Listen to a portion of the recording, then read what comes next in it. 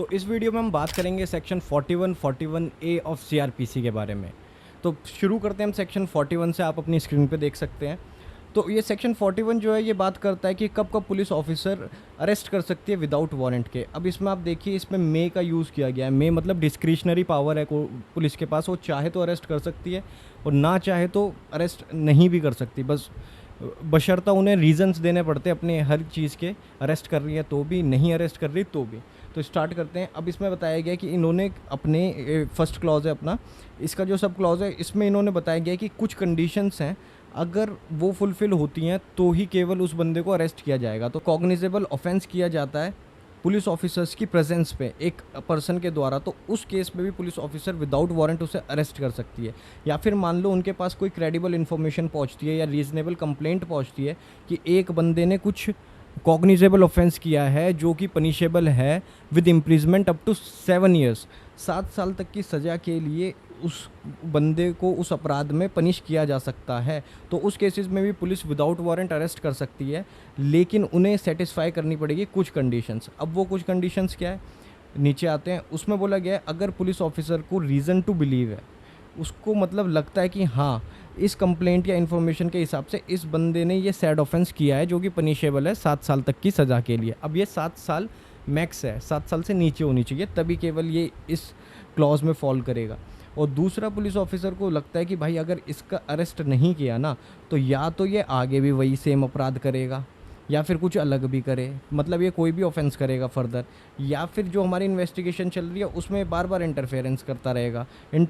रहेगा, proper investigation होने नहीं देगा। या फिर मान लो उसके पास जो भी एविडेंस है, मान लो कोई भी क्राइम में कोई वेपन यूज़ किया गया है, तो वो उसे मतलब डिसअपियर कर सकता है, उसे फेंक सकता है, कुछ भी कर सकता है, मतलब उसे गायब कर सकता है किसी भी तरीके से। तो जो भी एविडेंस होगा उनके साथ वो टेम्पर कर सकता है। अब टेम्पर करेगा तो इस डर के चलते पुलिस ऑफिसर उसमें भी उन्हें अरेस्ट कर सकती है। अब मान लो किसी बंदे की पॉलिटिकल इन्फ्लुएंस बहुत तगड़ा है, या फिर वो मतलब अच्छा खासा उसकी बदमाशी चल रही है, तो वो क्या कर सकता है, वो किसी को धमकी दे सकता है, उस पर बहुत पैसा है तो वो पैसा दे के किसी को चुप बैठा सकता है और कह सकता है कि भाई तू इस केस से रिलेटेड जो तेरे पे इन्फॉर्मेशन है वो कोर्ट में मत दियो या पुलिस ऑफिसर को मत दियो, मैं तुझे फ़लाना फ़लाना रुपए दे दूंगा, या फिर मैं तेरा फ़लाना फ़लाना लोगों को कांटेक्ट करके परेशान करूँगा। अब ये कोई भी कर सकता है, कैसे भी कर सकता है। अब उन्हें लगता है कि भाई, अब जो अगली कंडीशन है उसमें बोला गया है कि unless such person is arrested, अगर उसे हमने अरेस्ट नहीं किया तो भाई उसे कोर्ट में कोई भी नहीं लेके आ सकता, वो कोर्ट में तो आएगा ही नहीं। ठीक है, तो उसकी जो प्रेजेंस है उसे इंश्योर करने के लिए वो जो पर्सन को अरेस्ट करना बहुत ज़रूरी हो जाता है कि आज अरेस्ट नहीं किया तो ये भाग जाएगा, ये भगोड़ा घोषित करना पड़ेगा बाद में आगे जाके। अब इसमें क्या होता है, पुलिस ऑफिसर क्या करता है, वो रिकॉर्ड करता है जब भी वो किसी अरेस्ट को कर रहा होता है ना, तो उसे अपने रीज़न्स जो है वो रिकॉर्ड करने पड़ेंगे कि भाई मैंने ये रीज़न था, मुझको ये लगा कि ये रीज़नेबल कंप्लेंट है, या फिर ये भाग सकता है, या फिर ये किसी गवाह को धमका सकता है या गवाह को ख़रीद सकता है, तो इस वजह से हम इसे अरेस्ट कर रहे हैं। और अब इसमें आ जाता है एक प्रोविजो। अब प्रोविजो क्या, एक्सेप्शन, कि भाई जिस केसेस में, मतलब हर उस केसेस में जिसमें उसे लगता है कि उसे अरेस्ट नहीं किया जाना चाहिए, तो पुलिस ऑफिसर क्या करेगा, तब भी उसे रिकॉर्ड करने पड़ेंगे अपने राइटिंग में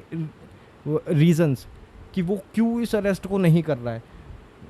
in writing for not making the arrest को क्यों नहीं कर रहा है, उसके रीज़न उसे देने पड़ेंगे। अब नेक्स्ट हम आते हैं। अब वो कहते हैं कि भाई किसी के खिलाफ एक क्रेडिबल इन्फॉर्मेशन रिसीव हुई है कि उसने कॉग्निजेबल ऑफेंस किया है, लेकिन वो जो कॉग्निजेबल ऑफेंस है, अभी तक बात हो रही थी जिसमें पनिशमेंट 7 साल तक की है, अब इसमें बोला है 7 साल से ऊपर की सज़ा का कोई कॉग्निजेबल ऑफेंस पुलिस ऑफिसर्स को पता लगा है और उसमें डेथ पेनल्टी भी इंक्लूड है। तो इस केस में क्या है, वो सीधा सीधा उसे विदाउट वारंट अरेस्ट कर सकते हैं, जो 7 साल के ऊपर तक की सज़ा देने वाले अपराध होते हैं। ठीक है, अब इसमें नेक्स्ट कंडीशन कहते हैं कि भाई एक बंदा तो पहले से प्रोक्लेम्ड ऑफेंडर है, भगोड़ा घोषित है, अब वो पुलिस ऑफिसर को दिख जाता है या उस तक पहुंच जाती है कि ये भगोड़ा जो था ये यहाँ पे खड़ा है, तो वो पुलिस ऑफिसर क्या करेंगे, सीधा जाके without warrant, without order of magistrate उसे अरेस्ट कर लेंगे। ठीक है, या फिर मान लो कभी एक कंप्लेंट आती है चोरी की, ठीक है, तो एक इंसान के पास से एक स्टोलन प्रॉपर्टी मिलती है, तो उन्हें लगता है कि भाई इसके पास से ये स्टोलन प्रॉपर्टी मिली है, चोरी का मोबाइल मिला है, और हमें लगता है कि ये चोरी इसी ने ही करी है, with respect to that mobile the offence has been committed by that same person, तो उसके द्वारा ही वो किया गया है। तो भी उसे वो अरेस्ट करा जा सकता है। अब मान लो पुलिस ऑफिसर अरेस्ट करने तो जाती है, लेकिन बीच में कुछ लोग उसे ऑब्स्ट्रक्ट मतलब रोकते हैं उसे अपनी ड्यूटी करने से। तो जो उन्हें उनकी ड्यूटी करने से रोकेगा, या फिर मान लो उसे उन्होंने उस ऑफेंडर को पकड़ लिया है, अब वो ऑफेंडर भागने की कोशिश करता है उनके पास से, या फिर मान लो कि वो कोशिश करता है और या फिर वो भाग भी जाता है, तो दोनों केसेस में जो बंदे उन्हें रोक रहे हैं उनकी ड्यूटी करने से, वो जो बंदा भाग चुका है या फिर जो कोशिश कर रहा है उनकी लॉफुल कस्टडी से भागने की, उन सबको police officer without warrant arrest कर सकता है। अब इसमें आती है कि उन तक एक वो पहुंचती है, इंफॉर्मेशन पहुंचती है कि एक आर्म्ड फोर्स ऑफ यूनियन से एक इंसान है जो भागा हुआ है। अब ये ऑफेंस होता है, तो इस केस में भी जो पुलिस ऑफिसर है उसे अरेस्ट कर सकता है विदाउट वारंट। ठीक है। अब मान लो किसी बंदे के खिलाफ़ कोई रीज़नेबल कंप्लेंट मिलती है कि उसने कुछ ऐसा अपराध इंडिया के बाहर किया है, उसने कुछ ऐसा जो भी अपराध है वो इंडिया के बाहर किया है, जो अगर इंडिया में किया जाए तो उसे पनिशेबल किया जा सकता है एक्स्ट्राडिशन लॉ के हिसाब से। तो उस केस में भी उसे विदाउट वारंट अरेस्ट किया जा सकता है और डिटेन किया जा सकता है, इंडिया में कस्टडी में लिया जा सकता है। अब इसमें बोला है कि एक रिलीज्ड कन्विक्ट है, वो ब्रीच करता है कोई भी रूल सेक्शन 5 ऑफ 356। अब 356 में हम इन डिटेल में नहीं जाएंगे। बेसिकली इस सेक्शन में क्या होता है, इस सेक्शन में ये बात करता है उन ऑर्डर से रिलेटेड जिसमें क्या होता है, जो भी एक ऑफेंडर होता है ना, वो कुछ कैटेगरी दिए ये ऑफेंसेस करता है, उसके बाद वो अगेन फिर से कुछ ऐसे ही ऑफेंसेस करता है जिसकी कैटेगरीज में दे रखी है कि अगर वो फिर से ऐसे करता है तो जब दूसरी बार वो करेगा ना, तो मैजिस्ट्रेट बताएगा, जब भी उसके सेंटेंस को पास कर रहा होगा तो वो कुछ कंडीशंस इम्पोज कर सकता है। अब वो कंडीशंस